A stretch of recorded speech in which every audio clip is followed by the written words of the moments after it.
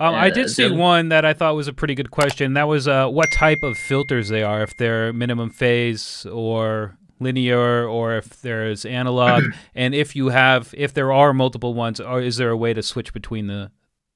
Good question. Yes, there is a way to switch between them. So you can go to the settings page, which is the small cogwheel here, and currently they're in linear phase mode.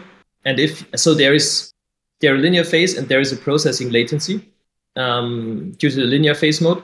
If you disable this, then they're in minimum phase mode, and the plugin doesn't have, then it's zero latency. So if linear phase mode is disabled, you can even use it in real-time tracking, for example, because the plugin doesn't induce latency. If you use linear phase mode, which I typically suggest if you're doing post-production in the studio, because then latency isn't a big issue, and in most cases, linear phase is the cleaner thing to do. I know sometimes if it comes to transients and so on, there are issues, and some people simply prefer minimum phase mode.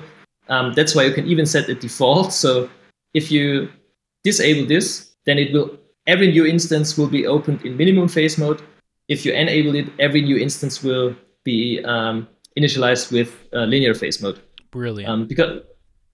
Because we had a lot of internal discussions about that. So there are different preferences in our team as well. So we thought, okay, it's always, if we cannot really decide on if we can't draw a final decision, let's put it on the settings page. So probably not the best thing to do, but in this case, I think it was a good solution.